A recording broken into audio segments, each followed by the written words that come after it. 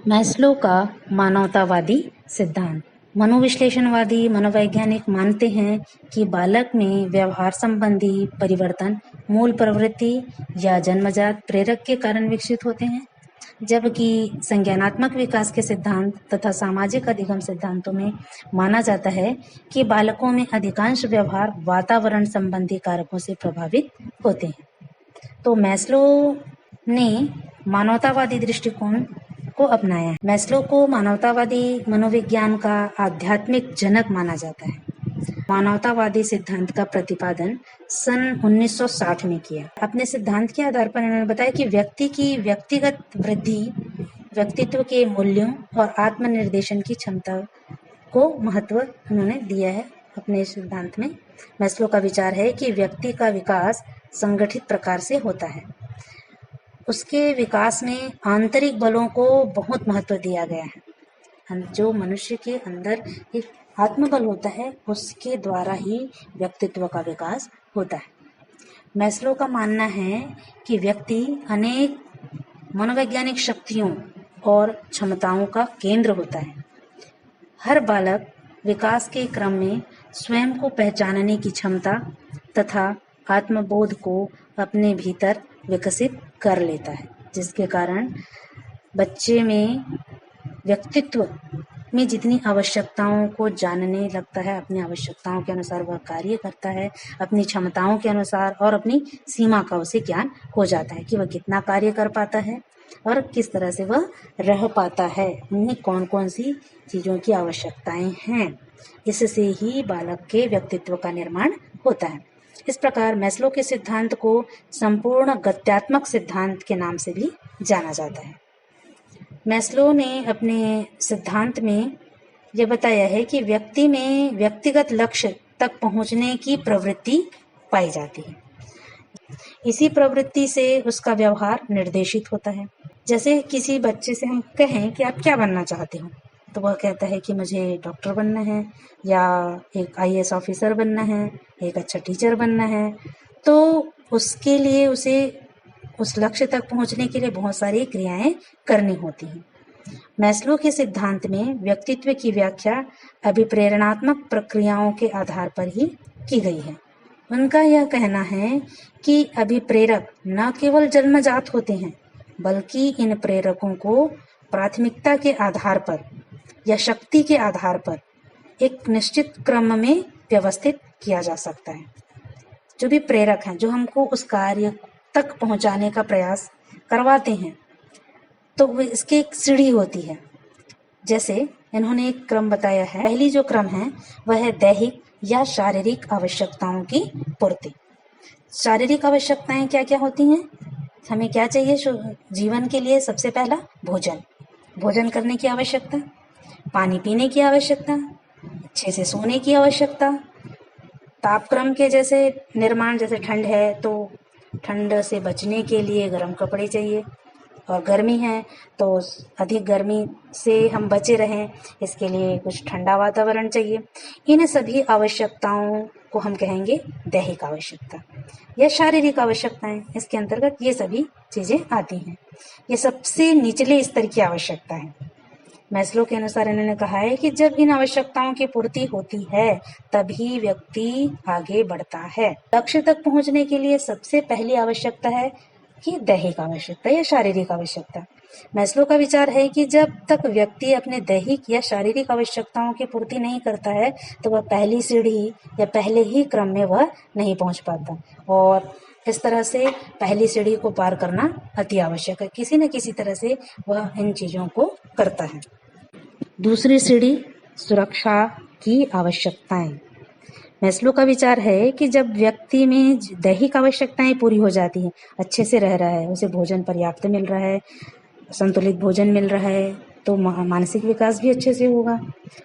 इन आवश्यकताओं को पूरा करने के बाद वह जो दूसरी सीढ़ी है, शारीरिक सुरक्षा, स्थिरता, निर्भरता, बचाव, भय और चिंता से वह मुक्त हो जाता है, क्योंकि उस शारीरिक सुरक्षा मिल रही है, घर है, नींद आ रही है, बढ़िया से सो रहा है, खाना मिल रहा है, तो ये पहली सीढ़ी से वह मुक्त हो गया, चिंता मुक्त हो जाता है। उसके बाद मैस्लो ने सुरक्षा की आवश्यकताओं के अंतर्गत नियम कानून बनाए रखे हैं। यह नियम है सुरक्षा। बच्चों को बहुत अधिक मात्रा में सुरक्षित यदि रख दिया जाए, माता पिता बहुत चिंता करते हैं, किसी कार्य को करने ही नहीं देते हैं, तो वह हमेशा अपने आप को असहाय मानता है और दूसरों पर निर्भर रहने वाला या आश्रित पाता है अपने आप को। एक परिपक्व और स्वस्थ व्यक्ति में इस प्रकार की आवश्यकताएं होती हैं और वह सामान्य और संतुलित ढंग से अपनी इन सुरक्षा आवश्यकताओं की संतुष्टि करता है। मैस्लो ने अपने अध्ययन के आधार पर यह बताया है कि कुछ मनोरोगी होते हैं उसमें सुरक्षा की आवश्यकताएं अधिक मात्रा में पाई जाती है। मतलब जिन माता पिता अपने बच्चों को बिल्कुल भी नहीं छोड़ते हैं, उनके हर कार्य को आगे से कर लेते हैं, तो वो कुछ मतलब यदि माता पिता न रहें तो वो किसी कार्य को करने के लिए घबराता है और इस तरह से वो मनोरोगी हो सकता है। मनोग्रस्तता बाध्यता से रोग से वह ग्रसित हो सकता है, उसमें अधिकता यह दिखाई जाती है। इसे मनोग्रस्तता बाध्यता के रोग उसमें परिलक्षित होते हैं।